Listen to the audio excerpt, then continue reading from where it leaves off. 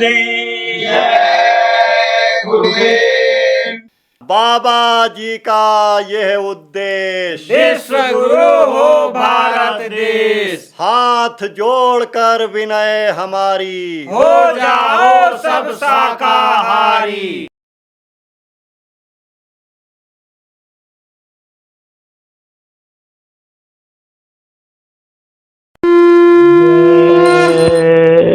गुरुदेव।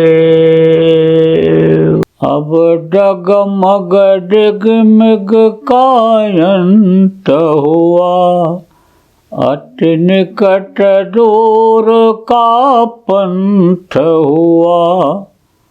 आँखें खोला देखा कगार, सरकार तुम्हारे हाथों में, गुरुदेव तुम्हारे हाथों में, भगवान तुम्हारे हाथों में।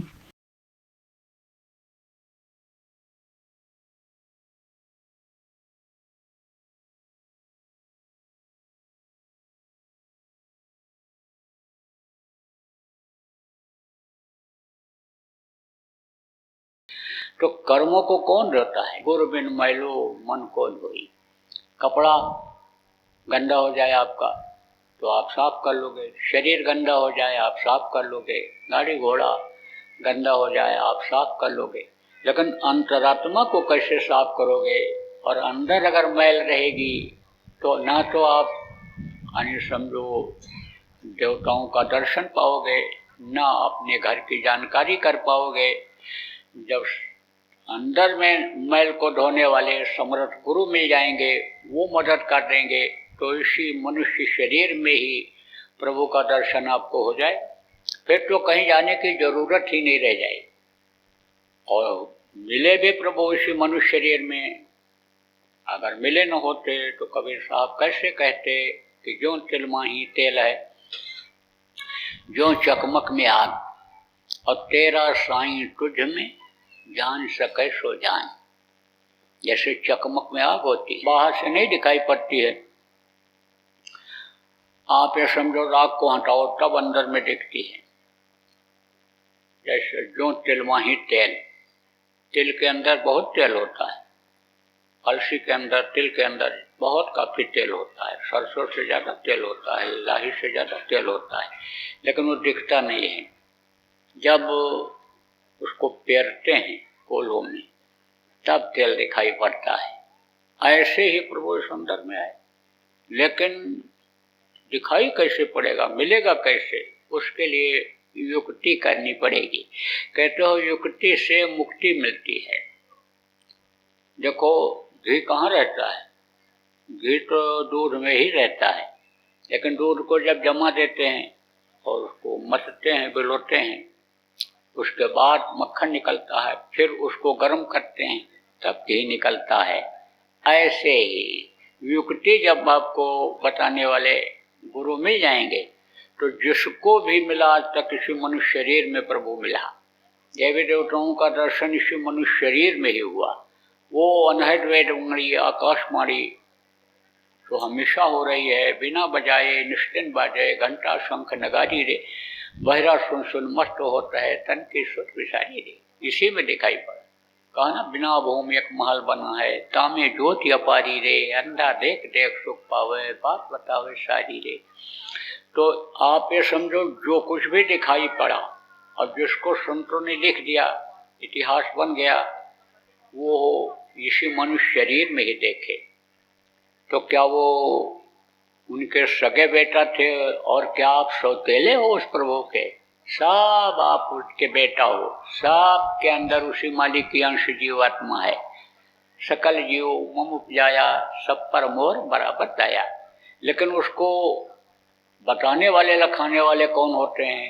गुरु गोविंद दो खड़े, काके लागो पाए, बलिहारी गुरु आपनो, जिन गोविंद दियो बताए। जब गुरु मिल जाते हैं तो गुरु भी कई तरह के होते हैं।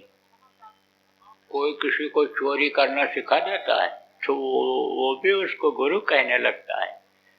तो जो कपड़ा सिलना सिखा दें, जो लकड़ी का काम सिखा दें, लोहे काम सिखा दें, गाड़ी बनाना सिखा दें, बिजली काम सिखा दें, तो जो सिखाता है उसको गुरु कहते हैं। कोई चीज़ कोई किसी को बताता है, फायदे की चीज़ बता देता है, लाभ की चीज़ बता देता है, तो वो उसको गुरु मान लेता है। तो गुरु तो बहुत तरह के बताए गए। पहला गुरु पेटवर माता, जो है रक्त बीज के दाता। दूसर गुरु भई वो दाई, कर बास की मैल छुड़ाई। तीसर गुरु ने नाम उचारा, गांव देश के लोग पुकारा। चौथा गुरु ने शिक्षा देना, तब संसारी वस्तु चीना। पांचवा गुरु ने दीक्षा देना, राम कृष्ण का सुमिरन की। छठवां गुरु ने सब भ्रम तोड़ा, ओंकार से नाता जोड़ा। लेकिन सतवां गुरु सत शब्द लखावा, और जहाँ का जीव तहाँ पहुँचावा। ये जीव कहाँ का है? वहाँ सतलोक का है, सतदेश का है। जब यह वहाँ पहुँचेगा तब इसको सुख मिलेगा, नहीं तो वहाँ से उतरने के बाद तो दुख ही झेलता रहा। तब इसको मुक्ति मिलेगी, तब इधर का आना जाना मृतलोक का बंद होगा। और नहीं तो लौट लौट 84 आया, लौट लौट करके फिर इसी में आना पड़ेगा।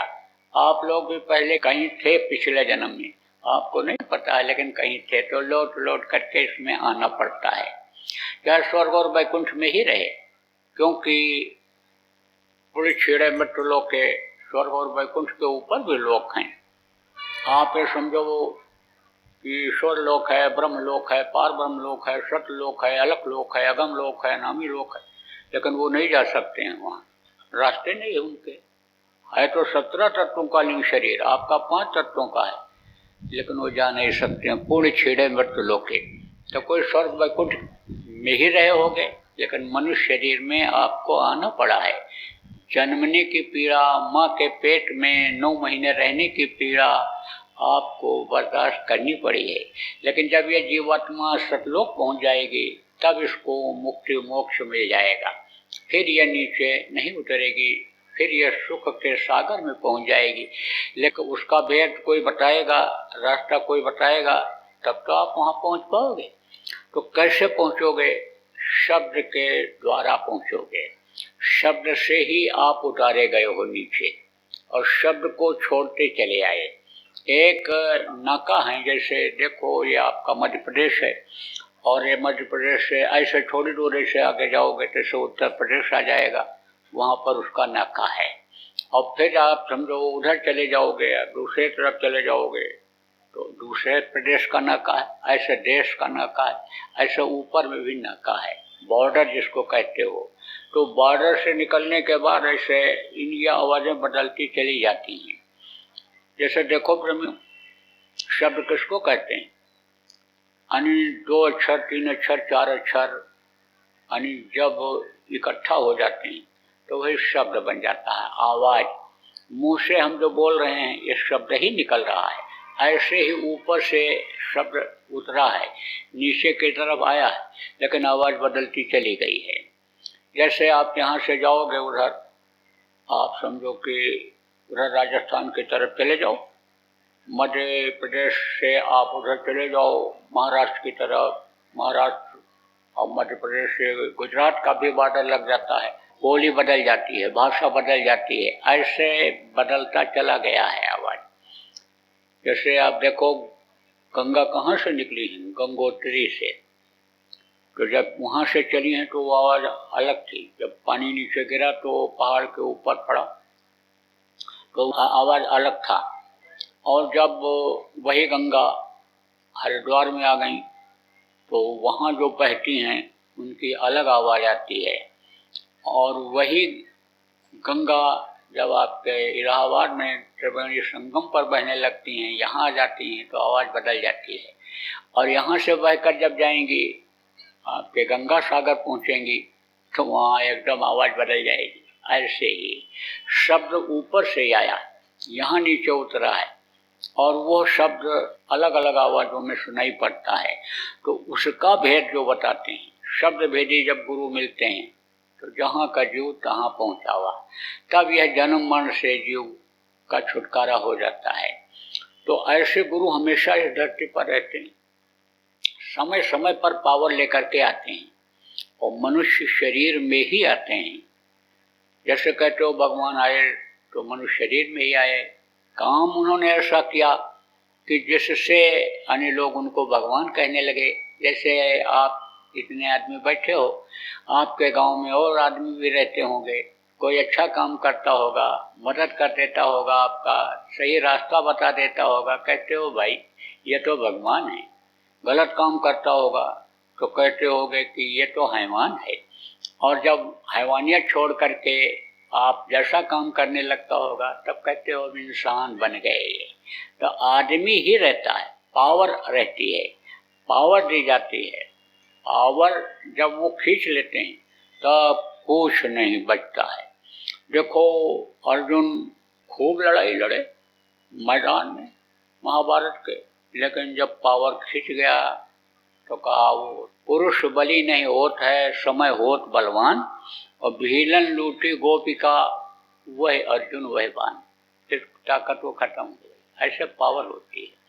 पावर जब शरीर छोड़ने को होता है संतों को, महापुरुषों को, तो वो दूसरे को दे के जाते हैं।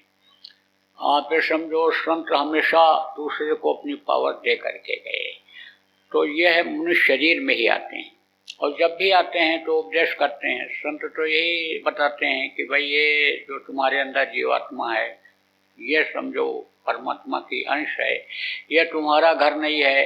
इसी घर को, जिस घर को अपना कहते हो, बाप दादा कहते कहते चले गए, ये घर मेरा, ये घर मेरा, ये घर मेरा, उनका नहीं हुआ, कैसे होगा? ये जमीन जो जोतते हो, देखो कितने लोग जोते बोए खाए और चले गए। यहाँ पे तो कोई चीज तुम्हारी है ही नहीं। ये तो सब तुमको छोड़ना पड़ेगा। तुम्हारा घर, तुम्हारा वतन तुमसे बहुत दूर हो गया। अपने घर चलने की तैयारी करो। तो जब लोगों को विश्वास हो जाता है और बताते हैं, वैसा जब लोग चलने लगते हैं, अंदर में वो चीज़ें मिलने लगती हैं, तब विश्वास हो जाता है। और जब विश्वास जम जाता है तब आदमी करता है। विश्वास नहीं जमेगा तो आदमी नहीं करेगा। कह करके, सुन करके एक कान से दूसरे कान से निकाल देगा। वहीं जहाँ सुनेगा वहीं पला झाड़ करके चला आएगा, घर तक नहीं लाएगा। तो विश्वास तब होता है कि जैसे हम कहते हैं बर्फ ठंडा होता है, बर्फ के ऊपर आप हाथ रखोगे तब कहोगे हाँ ठंडा होता है, नहीं रखोगे तो क्या पता चलेगा। तो देखो प्रेमियों, ये हमारे गुरु महाराज, ये नहीं, ये जिनकी तस्वीर है वो देखो। जड़ और चेतन दो होते हैं। जीवात्मा चेतन है, शरीर चेतन है, जीवात्मा इसके अंदर है। तो जब चेतन से चेतन की पूजा करते हैं तब वो चेतन मिलता है। ये देखो मिट्टी जड़ है, पत्थर जड़ है, पेड़ जड़ है, आप ये समझो ये कागज जड़ है, ये सब जड़ हैं। लेकिन तस्वीर की पूजा करते हैं, तस्वीर को प्रणाम करते हैं, श्रद्धा है, भाव है। संत मत में फोटो क्यों लगाया जाता है? इसीलिए लगाया जाता है, गुरु का ध्यान कर प्यारे, बिना इसके नहीं छूटना। सबसे पहले गुरु की पूजा की जाती है। देखो वंदो गुरुपद कंज कृपा सिंधु नूप हरि महामोहतम पुंजास वचन कनिकर। उन्होंने पहचान भी बताया कि सुर गुरु पद नख मणिगण ज्योति और सुमिरत दिव्य दृष्टि ही होती। पैर के अंगूठे के अगले हिस्से को याद करते ही दिव्य दृष्टि खुल जाए। आत्म चक्षु नेत्र जिसको कहते हैं, जो इन्हीं दोनों आँखों के बीच में तीसरी आँख है वो खुल जाए, वो खोल दे, वो समृद्ध गुरु हुआ करता है। देखो आँख बंद कर लो तो अंधेरा हो गया, लेकिन अगर अंदर की आँख खुल जाए तो फिर तो अंधेरा कहीं है ही नहीं। यहाँ भी उजाला है, अंधेरे में भी यहाँ दिखाई पड़ेगा, और ऊपर तो उजाला ही उजाला है। परम प्रकाश रूप दिन राती नहीं कच्छ दिया गति।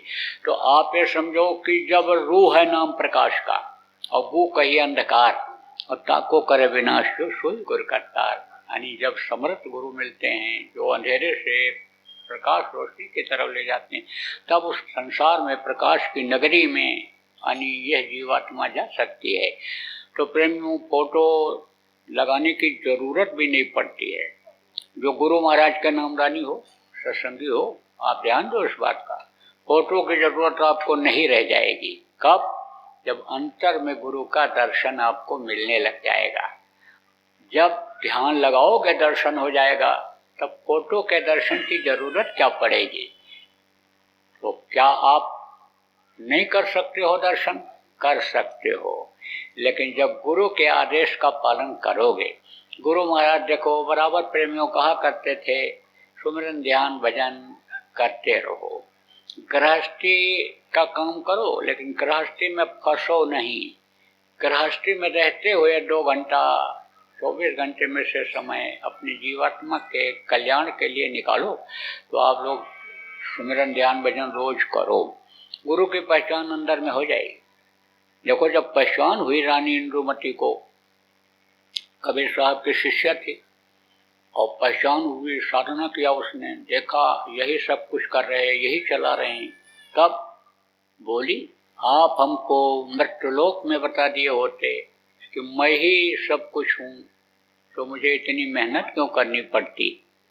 तब उन्होंने कहा तुझको विश्वास न होता कि मनुष्य शरीर में भी इतनी शक्ति हो सकती है, इसलिए तुझको मैंने रास्ता बताया, रास्ते पर चलाया, तेरी मदद किया, फिर ला करके ये जलवा दिखाया। बोल तेरी मदद किया कि नहीं किया? तब बोली कदम कदम पर आपने मदद किया। आपका मदद करने के लिए तो प्रेमियों गुरु महाराज तैयार हैं, लेकिन आप तो अबोध बालक जैसे पिता की उंगली छोड़ देता है जब मेला देखने के लिए जाता है, ऐसे ये माया का जो बाजार लगा हुआ है, गुरु को उसमें भूल जाते हो, उनकी उंगली को छोड़ देते हो। एक बार अंदर में उनको अपना हाथ पकड़ा दो, एक बार वो हाथ पकड़ लेंगे तब फिर आपको नहीं छोड़ेंगे। लेकिन ये कब होगा कि जैसे रानी इंद्रुमती ने कहा था कि एक बात मैंने आपकी केवल याद रखा, जो हमको दुनियावी झकोले से, अंदर के लोगों के झकोले से बचाती हुई और ला करके यहाँ आपके सामने पेश किया। क्या वचन? कि गुरु माथे पर राखिए और चलिए आज्ञा माए, कह कबीरता दास का 3 लोक बहनाएं। गुरु अगर सामने रहें तो गुरु को सब सम्मान की दृष्टि से देखते हैं, गुरु को सब मानते हैं, तो गुरु के सामने झूठ बोलोगे, बेईमानी करोगे, कोई चोरी व्यभिचार करोगे, कोई गलत काम करोगे? जब ये सोचोगे कि गुरु हमारे सामने हैं, गुरु देख रहे हैं जो मैं कर रहा हूँ, गुरु सुन रहे हैं जो मैं बोल रहा हूँ, तब आपकी बोली बदल जाएगी, आपका खान पान, चाल चलन, विचार भावना आपकी बदल जाएगी। इसलिए गुरु को मस्तक पर सवार रखो। मस्तक पर सवार रखने का मतलब क्या होता है? वचन को याद रखना। गुरु ने जो वचन दिया, जो वचन यानी आपको बोल करके गए, उस वचन का याद रखो। तो भजन ध्यान सुमिरन प्रेमियों जो पुराने लोग हो करते रहो, तो गुरु महाराज के नामदानी हो, लगातार करो, दिखाई पड़े सुनाई पड़े न पड़े, लेकिन आदेश का पालन तो करो। 2 घंटा बैठना शुरू तो करो। आप तो घाट ही छोड़ देते हो, कहा गया पड़ा रहा है दरबार में, धक्का धनी का खाए, और कभी तो गरीब नवाजाई, जो दर छाड़ न जाए, डर मत छोड़ो। भजन ध्यान सुमिरन आप करते रहो। न मन लगे तो सेवा करो। देखो मन कहाँ जाता है, खाने की तरफ, सोने की तरफ, घूमने की तरफ, किधर जाता है? तो शरीर से सेवा करो, सारे अंगों से सेवा करोगे तो सारे अंग से जो पाप बन गए होंगे, पाप सभी अंगों से बनते हैं, देखने से भी पाप बनते हैं, सुनने से भी पाप बनते हैं, बोलने से भी पाप बनते हैं। आप ये समझो निंदा सुनने से, निंदा करने से, आत्मा को कष्ट देने से सब पाप बनते हैं। तो शरीर को फिर अच्छे काम में लगाओ कि जिससे वो कर्म आपके कट जाएं और आपका मन जो इधर उधर इस शरीर को ले जाता है और राजा बन गया जो इस शरीर का, और शरीर से पाप कराता है, दुख झलवाता है, वो मन आपका ढीला पड़ जाए। तो देखो प्रेमियों, जैसा मैंने बताया हमारे गुरु महाराज समर्थ संत थे, पूरे संत थे, और इन्होंने बहुत से लोगों को नामदान दिया, रास्ता बताया और रास्ते पर चलाया, मदद करके मंजिल तक पहुंचा दिया। अब वो इस दुख के संसार में आने वाले नहीं हैं, लेकिन जाने से पहले मेरे लिए आदेश दे करके गए थे कि पुराने लोगों की यह संभाल करेंगे, नए लोगों को नामदान देंगे। सब जगह नामदान देता हूँ, जब तक ये शरीर चलता रहता है तब तक बराबर चलता रहता हूँ। जब हिम्मत हार जाती है तब फिर रुक जाता हूँ, सुस्ताता हूँ। जब फिर यानी जो तकलीफ चलने फिरने से, हवा पानी से बढ़ती है, जब ठीक हो जाती है तो फिर चल पड़ता हूँ। और जहाँ भी जाता हूँ सब जगह नामदान देता हूँ। 15-16 देशों में नामदान दिया, गया तो और देशों में भी, लेकिन नामदान जहाँ भी गया 15-16 देशों में, जहाँ की परिस्थिति अनुकूल थी, जहाँ लोग इकट्ठा होकर सुन भी सकते थे। विश्व में कुछ ऐसे भी देश हैं कि जहाँ पर आप अपने धर्म का प्रचार नहीं कर सकते हो, कुछ बोल नहीं सकते हो, कह नहीं सकते हो, ऐसे भी देश हैं। लेकिन समय परिस्थिति जहाँ भी अनुकूल रही, 15-16 देशों में तो नामदान दिया। थोड़े आदमी कमरे में आ गए, बैठ गए, उनको भी नामदान दे दिया। क्यों दे दिया?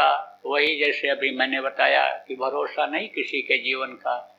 यह नाशवान शरीर है, कब इसको छोड़ देना पड़े तो काम अधूरा रह जाएगा। बहुत से लोगों को तो पता ही नहीं है, आप लोगों को भी, कि मनुष्य शरीर किस लिए मिला है और ये देव दुर्लभ शरीर क्यों है, इसका पता ही नहीं है। आप तो सोचते हो खाने पीने मौज मस्ती के लिए ये समय मिला है, खाओ, बच्चा पैदा करो, दुनिया संसार से चले जाओ, जैसे पशु और पक्षी चले जाए, ऐसे आदमी सोच रहा है। तो आप ये समझो कि इसलिए नामदान दे देता हूँ कि आज न भी समझ पाया और कल कोई समझा दिया तो करने तो लगेगा, नहीं तो वहाँ जहाँ 20-20 घंटा जाने में भारत से हवाई जहाज से लगता है, किराया बहुत पड़ता है, वहाँ का हर कोई आदमी यहाँ भारत में कहाँ आ पाएगा। इसलिए नामदान सब जगह दे देता हूँ। 73 साल की उम्र हो गई, 74वां लगने वाला है। तो अब इस उम्र में तो बहुत से लोग चारपाई नहीं छोड़ते हैं, खांसी खर्रा ये वो ये सब हो जाता है।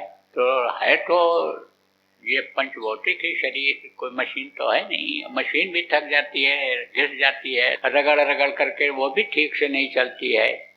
उसके लिए ना आपको घर छोड़ना है, जमीन जायदाद छोड़नी है, न बाल बच्चों को छोड़ना है। आप गृहस्थ आश्रम में रहो, जहाँ रहते हो। गृहस्थ आश्रम में नहीं रहते हो, आप सन्यासी हो, तो वहीं पर रहो। ये जरूर कोशिश करो कि जिसका अन्न खाओ उसके लिए भी कुछ करो। तो दुआ दे देने से, आशीर्वाद दे देने से, पीठ ठोक देने से यानी समझो कि कल्याण नहीं होता है। आप ऐसी शक्ति अर्जित करो। जितने भी साधु महात्मा, जितने भी पूज्य लोग यहाँ पर हैं, सबसे मेरी ये प्रार्थना है कि आप गृहस्थों का अन्न खाओ। सन्यासी हो गए, पंडित हो गए, पुजारी बन गए, मठाधीश बन गए आप, तो आप उनका अन्न खाओ तो अधिक। और नहीं तो ये गृहस्थों के जो टुकड़े हैं, ये समझो बड़ी तकलीफ देते हैं। कहा गया गृहस्थों के टुकड़े 9 अंगुल के दांत, भजन करे सो उभरे, नहीं तो पाड़े हाथ। शक्ति अगर अर्जित अंदर से नहीं करोगे तो आपका दुआ आशीर्वाद एक तो फलेगा नहीं उनको, और वो तो श्रद्धा बस, प्रेम बस, भाव बस यानी आपसे प्रार्थना करके चले जाएंगे। उनको तो कुछ न कुछ फायदा हो जाएगा क्योंकि आप धार्मिक स्थान पर हो, लेकिन आप खाली हो जाओ। आपने जो त्याग किया, घर छोड़ करके आए, जो यहाँ तपस्या कर रहे हो, शरीर को तपा रहे हो, जला रहे हो, जो भी कर रहे हो, आपके आत्मा को नुकसान होगा, फंस जाएगी। तो देखो, अब जिसका आपको न घर छोड़ना, न जमीन जायदाद छोड़ना, न बाल बच्चों को छोड़ना, क्योंकि आप लोग गृहस्थ इसमें ज्यादा हो। इक्का दुक्का सन्यासी हैं, बाकी गृहस्थ आप ज्यादा हो, तो गृहस्थ आश्रम में ही रहो। आप समझो कि आप अपना जहाँ खाते हो वहीं पर खाओ, जो समाज बिरादरी में खाते हो, और जहाँ अपने लड़का लड़की का शादी ब्याह करते हो वहीं पर करो। न आपको घर छोड़ना, न जमीन जायदाद छोड़ना है, न बाल बच्चों को छोड़ना है। आपको तो कुछ छोड़ना है ही नहीं, वहीं पर रहो। लेकिन 2 घंटा समय भगवान के भजन के लिए निकालो। सीधा सरल रास्ता भगवान के भजन का बताता हूँ, बल्कि भगवान के मिलने का बताता हूँ। इसी घट में, घर में घट दिखलाए दे, सदगुरु परम सुजान कहा गया। घर में घर गुड़ दिखलावे, पंच शब्द बतलावे। जितने महात्मा आए, संत आए, पूरे सब कुछ न कुछ लिख करके बोल करके छोड़ गए हैं। ये तो उदाहरण इसलिए दे रहा हूँ कि आपको विश्वास हो जाए।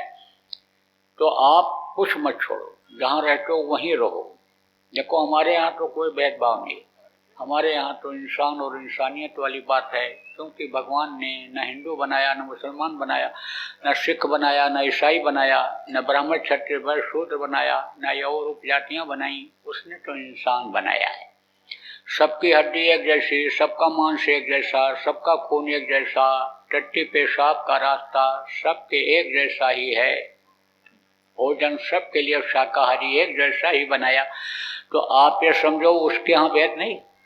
जीवात्मा सबके अंदर एक ही जैसी है।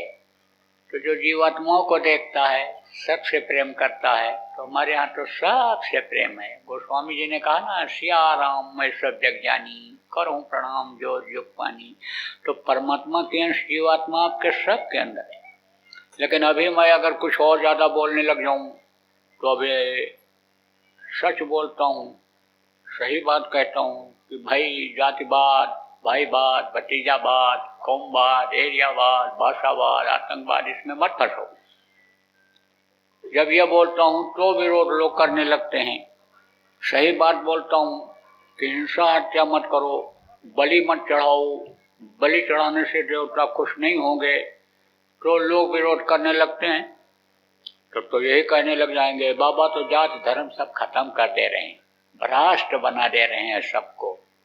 अरे भाई कुछ नहीं खत्म कर रहा हूँ, आप जहाँ रहते हो वहीं रहो, जिसके साथ खाते हो, जिस बिरादरी में जाति में भोजन उसी के साथ शाकाहारी खाओ।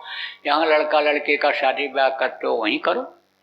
हमें थोड़ा कहते हैं कि दूसरे जाति में कर लो।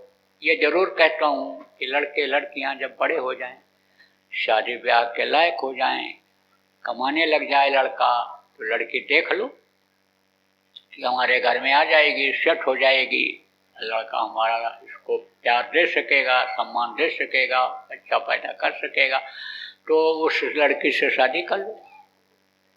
आप ये समझो, देख लो, लड़की वाले आप हो तो आप देख लो, कमा खिला सकेगा, लड़का ठीक है, काबिल है, पढ़ा लिखा है, कुछ लाता है कमा के, ये खर्चा चला लेगा, उसके यहाँ शादी कर दो। देख के करो, चाहे लड़की वाले हो कि कमाता हो लड़का। और लड़का जिसके हो देख लो, कोई न कोई काम में उसको लगा दो।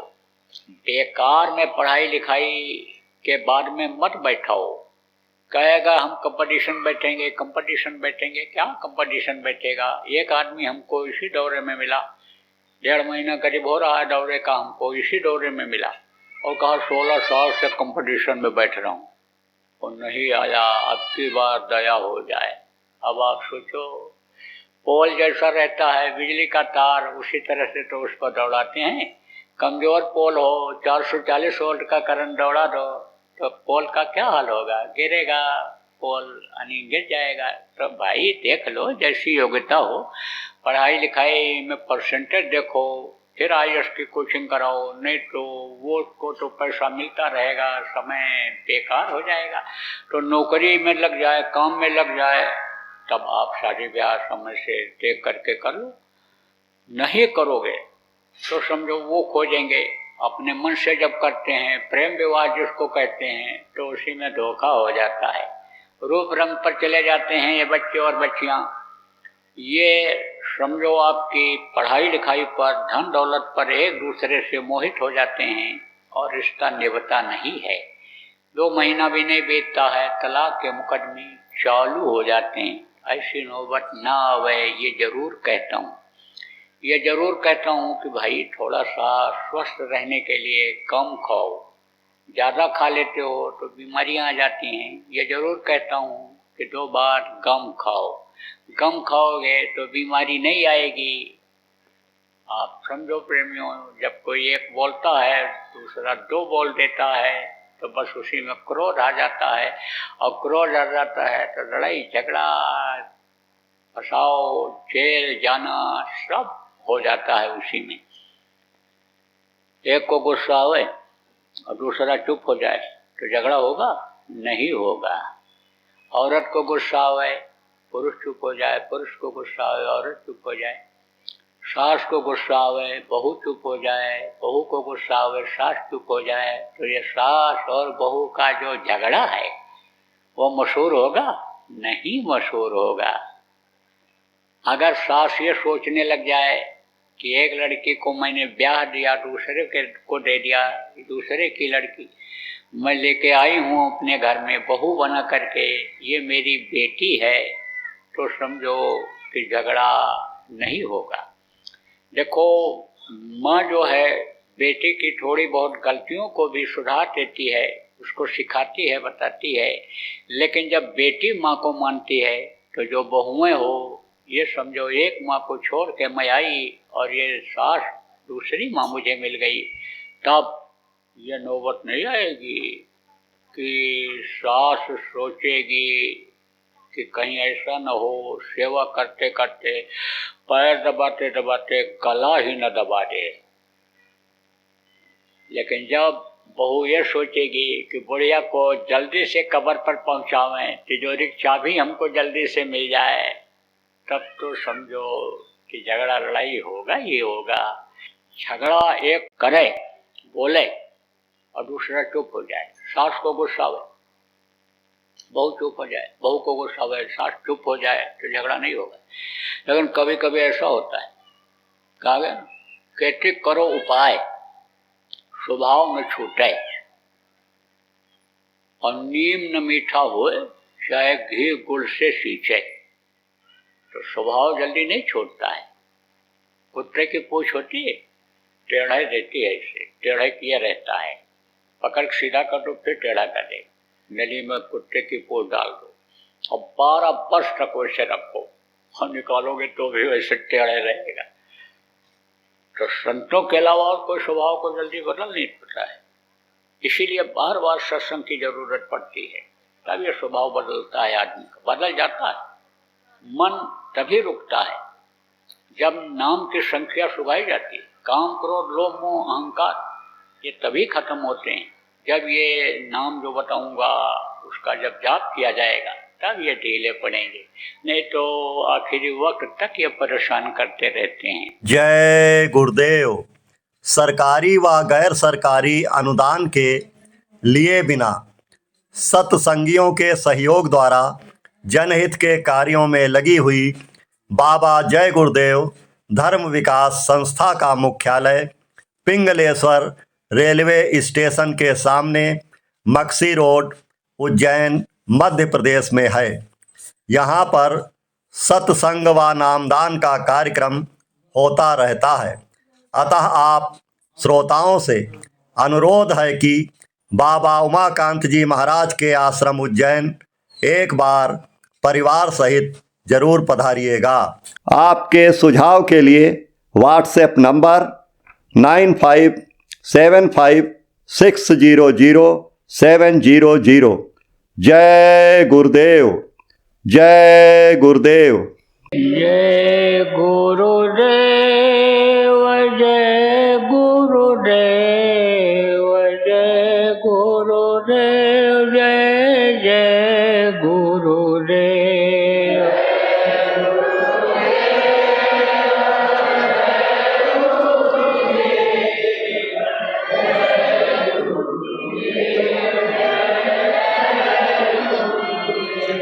जय गुरुदेव, जय गुरुदेव, जय गुरुदेव, जय जय गुरुदेव।